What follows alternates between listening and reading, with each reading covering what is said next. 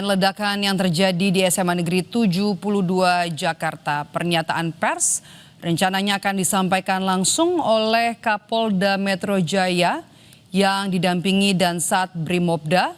Kemudian ada juga Kabid Dokes, Ditsiber dan juga Puslapfor didampingi oleh Komisi Perlindungan Anak Indonesia.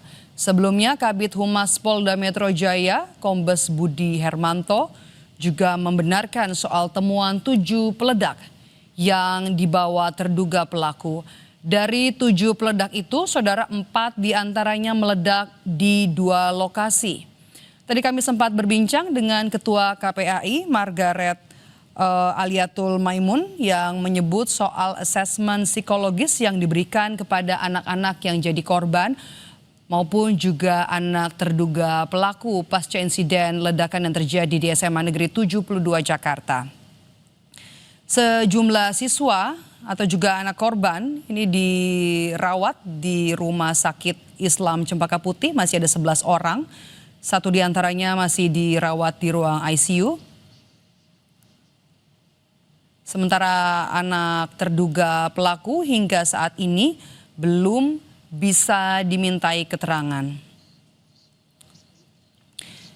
Visual yang Anda saksikan saat ini, saudara, adalah sejumlah barang bukti yang tengah disiapkan penyidik dalam konferensi pers yang akan digelar sesaat lagi di Polda Metro Jaya. Kita lihat, saudara, tampak ada seperti pakaian, kemudian juga ada sejumlah foto.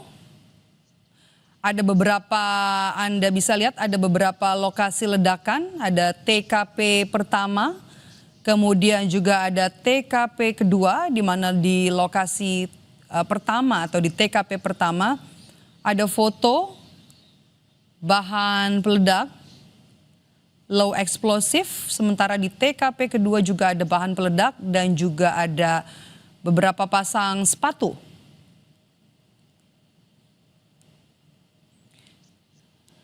Kita sapa jurnalis Kompas TV, ada Zefanya Sitomeang di Polda Metro Jaya. Zefanya, jelang konferensi pers, apa informasi terbaru dari Polda Metro Jaya sore ini?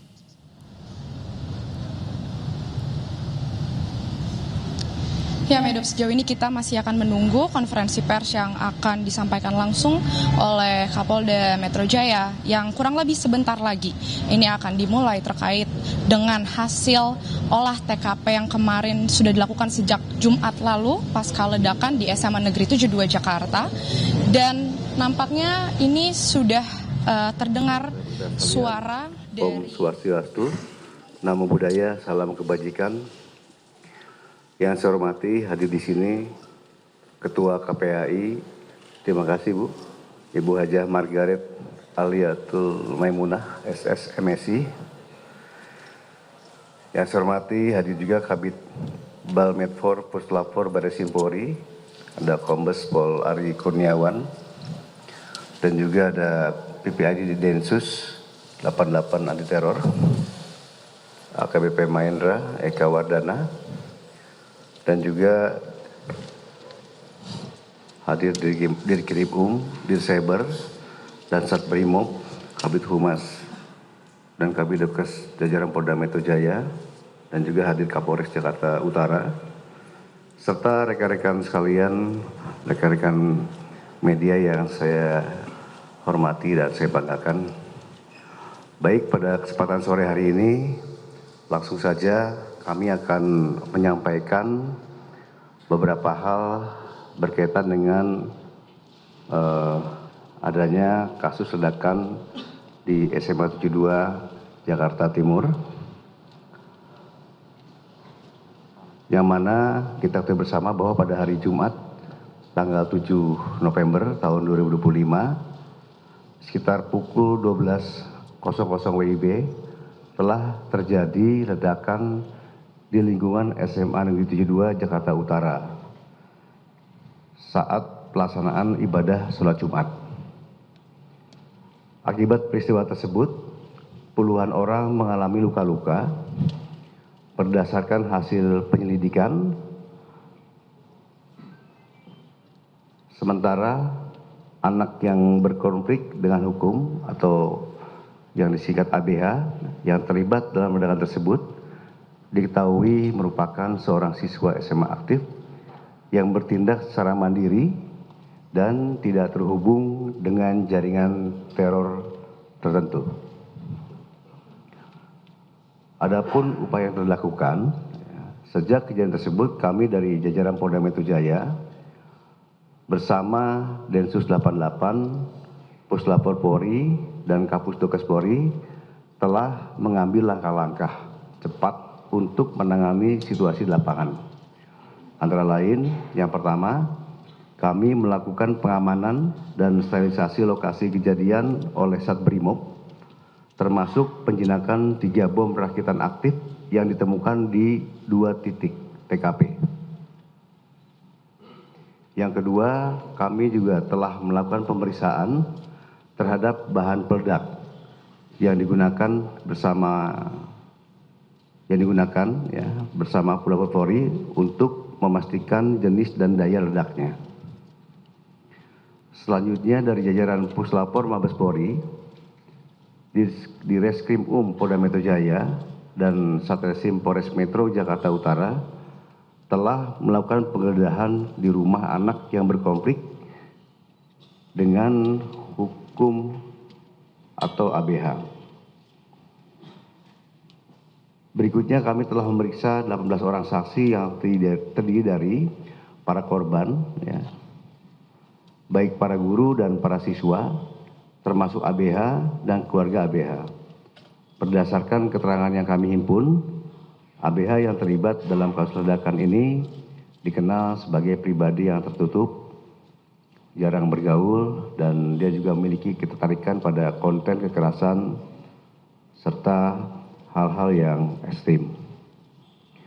Selain itu, kami juga bersama Densus 88 Anti Teror telah menganalisis rekaman CCTV, ponsel, serta aktivitas daring ABH yang terlibat untuk mendalami motif dan latar belakang yang bersangkutan.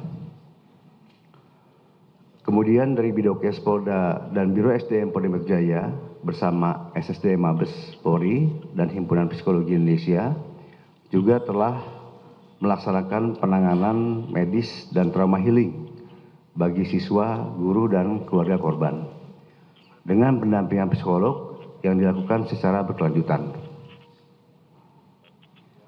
Kemudian kami juga telah menyediakan posko pelayanan korban pasca ledakan yang berlokasi di Rumah Sakit Islam Cepaka Putih untuk memberikan pendampingan dan bantuan bagi korban. Berdasarkan data terakhir yang kami himpun, total korban akibat peristiwa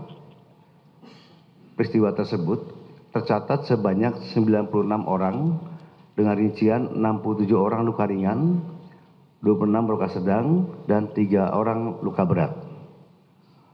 Perlu kami sampaikan bahwa jumlah korban ini mengalami sedikit penambahan dari data awal. Karena beberapa siswa yang baru, ada beberapa yang melaporkan keluhan luka dan gangguan pendengaran setelah beberapa hari kejadian. Kemudian dapat kami sampaikan juga bahwa seluruh korban telah mendapatkan perawatan medis di sejumlah fasilitas kesehatan, yaitu Rumah Sakit Islam Cepaka Putih, Rumah Sakit Yarsi, Rumah Sakit Pertamina, Balai Kesehatan Lantamal, Puskesmas Kelapa Gading, dan Rumah Sakit Polri. Dari total 96 korban per tanggal 11 November tahun 2025 pukul 15.30 WIB, dapat kami sampaikan bahwa 68 orang diantaranya telah diperbolehkan pulang. Sedangkan 28 orang lainnya masih menjalani perawatan dengan rincian 13 orang di Rumah Sakit Islam Cepaka Putih, 1 orang di Rumah Sakit Polri, dan 14 orang di Rumah Sakit Yarsi.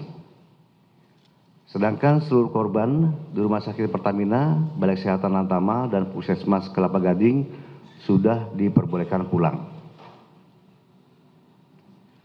Rekan-rekan media yang saya hormati, selanjutnya kami akan melakukan pendalaman hasil penyelidikan dan pemeriksaan saksi-saksi, termasuk pemeriksaan forensik tambahan terhadap bahan peledak serta analisis digital terhadap perangkat milik pelaku.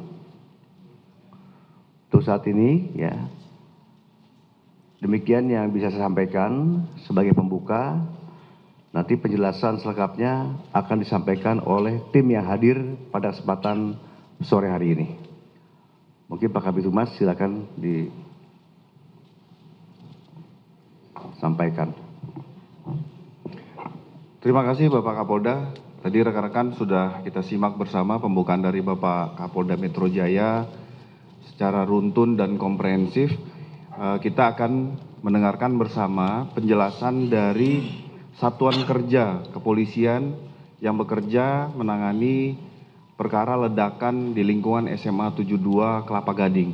Kami beri waktu kepada pihak Brimob untuk sterilisasi. Bisa menjelaskan?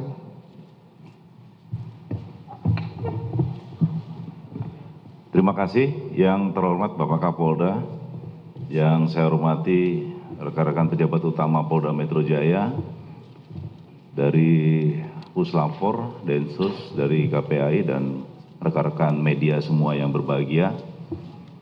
Pada kesempatan yang baik ini, saya akan menyampaikan tentang analisa pasca ledakan yang terjadi di SMA Negeri 72 Jakarta, yang terjadi pada hari Jumat 7 November 2025. Pasca ledakan terjadi, jajaran Satuan Brimob Polda Metro Jaya diperintahkan oleh Bapak Kapolda langsung menuju ke TKP. Kami bersama tim Jibom dari Detasemen Gegana langsung menuju ke TKP. Kemudian ada beberapa langkah yang kami lakukan di sana, yaitu membuat zona perimeter. Untuk zona merah itu di titik ledakan, zona kuning itu untuk rekan-rekan dari tim Jibom Gegana bekerja. Kemudian perimeter zona abu-abu itu zona terbatas, dan kemudian kita membuat zona hijau itu di luar lingkungan sekolah, di luar pagar. Itu kita nyatakan betul-betul aman dan steril untuk yang di luar pagar. Jadi mohon maaf untuk rekan-rekan media, beberapa waktu yang lalu kami tempatkan di luar pagar karena itu memang sesuai dengan SOP demikian. Dan termasuk masyarakat juga bisa berada di zona hijau tersebut.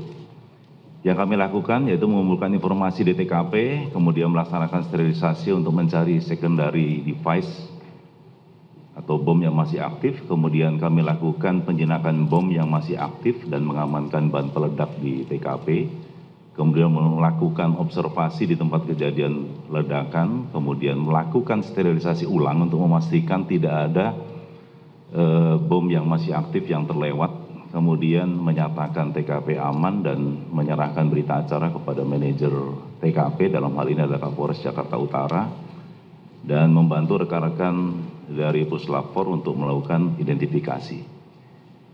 Dari langkah-langkah tersebut, kami mendapatkan ada dua TKP peledakan, dua peledakan bom. Yang pertama yaitu di masjid, di dalam masjid di lingkungan SMA Negeri 72 tersebut.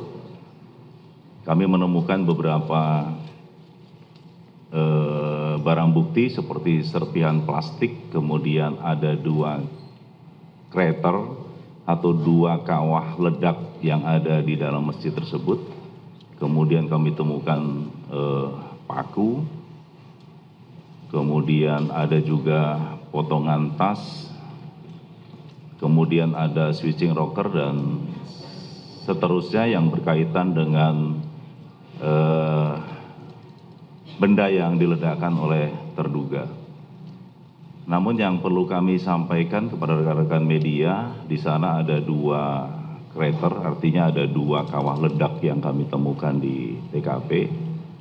Berarti kemungkinan diduga memang ada dua bom yang diledakkan di dalam masjid. Kami juga menemukan electric mesh. Di situ berfungsi sebagai inisiator, kemudian ada papan VCB dan switch rocker yang tadi kami sudah sampaikan, dan ada baterai A4 dengan volt dengan daya 1,5 volt, berarti kalau 4 baterai berarti ada 6 volt. Kalau receiver itu sudah terbongkar menjadi serpihan, itu dengan daya 6 volt, sama dengan baterai yang digunakan 6 volt. Kemudian untuk bahan peledak atau eksplosif yang kami temukan dengan menggunakan alat Rigaku yang kami punya, itu terdeteksi potasium klorat yang digunakan oleh terduga, dan ini mungkin lebih lengkap nanti dari rekan-rekan Puslapor untuk bahan kimia lain yang menyertai di bahan utama tersebut. Kemudian ada serpihan plastik, itu kalau kita rekonstruksi itu sama bentuknya dengan jerigen plastik sebesar 1 liter. 1 liter. Kemudian ada shrapnel berupa paku. Paku itu ada paku baja dan paku seng yang ada payungnya seperti itu, yang berada berserak di dalam masjid. Dari beberapa barang bukti kita analisis bahwa power yang digunakan oleh terduga itu dengan menggunakan 4 buah baterai A4. Kemudian inisiatornya adalah electric mesh. Kemudian eksplosifnya mengandung potasium klorat. Kemudian switchingnya menggunakan receiver yang dikendalikan dengan remote. Nah, namun remote tidak kita temukan di dalam masjid. Kemudian casingnya itu jerigen plastik 1 liter, dan kemudian shrapnelnya paku. Dapat disimpulkan untuk di TKP pertama di masjid bahwa berdasarkan material yang ditemukan, rangkaian tersebut adalah rangkaian bom aktif dengan menggunakan remote. Hal tersebut disesuaikan dengan ditemukannya 4 buah baterai transmitter dan bagian receiver yang menggunakan daya 6 volt. Jadi antara power dengan receiver itu ada kesesuaian, dayanya 6 volt. Kemudian di TKP 1 tadi sudah kami sampaikan ditemukan 2 krater atau 2 kawah ledak. Itu dimungkinkan terdapat 2 bom yang sudah meledak di dalam masjid. Kemudian dampak ledakan berupa overpressure dan shrapnel paku yang mengakibatkan banyak korban yang terluka. Kalau untuk overpressure ini mengakibatkan banyak luka kendala dengan gendang telinga untuk para korban yang ada dalam masjid. Itu untuk TKP yang ada di dalam masjid. Jadi ada 2 bom yang diledakkan di sana. Kemudian untuk TKP yang kedua, posisi itu ada di bank sampah dan di taman baca. Untuk di taman baca kami mendapatkan barang bukti berupa bom dengan casing kaleng minuman bermerek Coca-Cola, dilengkapi dengan sumbu bakar, dan di sebelahnya terdapat remote. Jadi berdasarkan temuan tersebut, analisa kami bahwa terduga pelaku itu meledakkan posisi yang bersangkutan tidak di dalam masjid. Karena remote kami temukan di taman baca. Kondisi masih aktif untuk bom tersebut. Kemudian untuk di bank sampah kami menemukan ada 4 bom, 2 yang sudah diledakkan dan 2 yang masih aktif. Kami lakukan X-ray dan tidak terdapat rangkaian elektronik di dalam bom yang di bank sampah. Bom yang di dalam bank yang terdapat kami temukan di bank sampah tersebut menggunakan casing pipa ukuran 3/4 mm dengan panjang kurang lebih sekitar 20 cm. Itu untuk yang 2 sudah meledak. Itu namun tidak sempurna meledaknya, jadi tutup casing yang meledak, namun casing pipanya tetap utuh, ya, tetap utuh. Dan 2 yang masih aktif sudah kita, karena kami tahu tentang cara teman-teman dari Jibom untuk melakukan pembongkaran bom secara manual karena tidak ada rangkaian elektronik, sehingga kami temukan di sana. Untuk powernya adalah sumber api inisiatornya itu sumbu bakar, firework. Jadi kalau tidak dibakar ya bom itu tidak meledak. Namun yang dua itu dibakar oleh terduga pelaku. Kemudian eksplosifnya sama, menggunakan potasium klorat. Switchingnya itu inisiasi waktu, jadi tergantung panjang pendeknya sumbu. Kalau sumbunya panjang ya lebih lama waktunya, kalau sumbunya lebih pendek itu lebih cepat. Itu switchingnya. Kemudian casingnya ada dua, kaleng minuman merek Coca-Cola dan pipa logam ukuran 3/4 mm. Dapat kami simpulkan bahwa berdasarkan material yang ditemukan, aktivasi bom menggunakan sumbu api. Kemudian yang di Taman Baca ditemukan satu bom bakar dengan casing kaleng minuman bermerek Coca-Cola dengan kondisi masih aktif dan saat ini sudah diamankan oleh Detasemen Gegana Satbrimob Polda Metro Jaya untuk barang bukti tersebut. Kemudian di bank sampah itu ditemukan dua yang sudah meledak dan dua yang masih aktif, itu pun yang masih aktif sudah kita amankan di markas Gegana Satbrimob Polda Metro Jaya. Berdasarkan hal tersebut maka dapat kami simpulkan bahwa total di TKP kami temukan 7 buah bom dengan rincian sebagai berikut. Di TKP 1 itu 2 bom sudah meledak dengan aktivasi receiver yang dikendalikan dengan remote control, yang remote-nya kami temukan di Taman Baca. Kemudian di TKP kedua ditemukan 2 bom sumbu bakar dengan casing pipa 3/4 inci, kondisi sudah meledak namun tidak sempurna atau low order sehingga hanya tutupnya saja yang hancur. Nah ini berkesesuaian juga dengan terduga ada bagian tubuhnya yang luka di sana. Kemudian 2 bom sumbu bakar dengan casing pipa logam 3/4 inci, kondisi masih aktif. Dan 1 buah bom sumbu bakar dengan casing kaleng minuman merek Coca-Cola juga kondisi masih aktif. Jadi dari 7, 4 yang meledak, 3 yang masih aktif sudah kita amankan di markas Gegana Satuan Brimob Polda Metro Jaya. Demikian rekan-rekan media yang dapat kami sampaikan.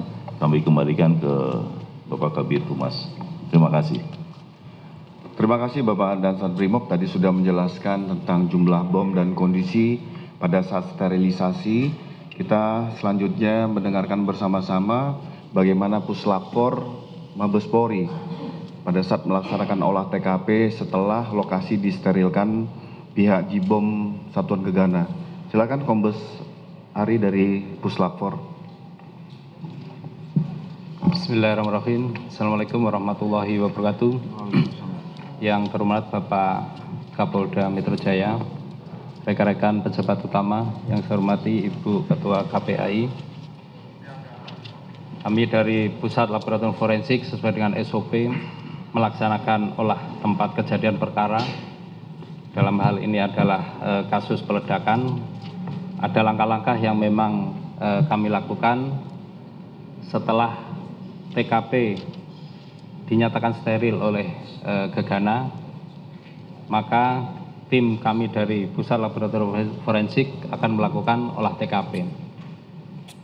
Dari olah TKP yang kami laksanakan baik di TKP 1, TKP 2 maupun rumah anak yang berkonflik dengan hukum, didapatkan hasil bahwa di TKP 1 terdapat residu bahan peledak dengan kekuatan rendah atau low explosive.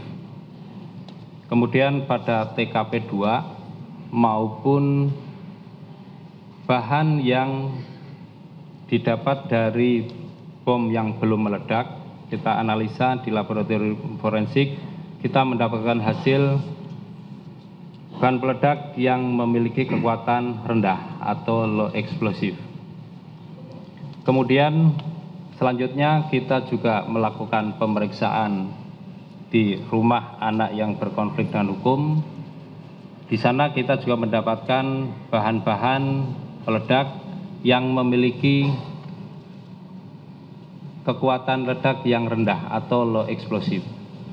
Dengan kata lain bahwa bahan yang ada di TKP 1 di dalam masjid ataupun di TKP 2 di samping bank sampah itu ada kesesuaian dengan bahan-bahan yang ada di rumah anak yang berkonflik dengan hukum.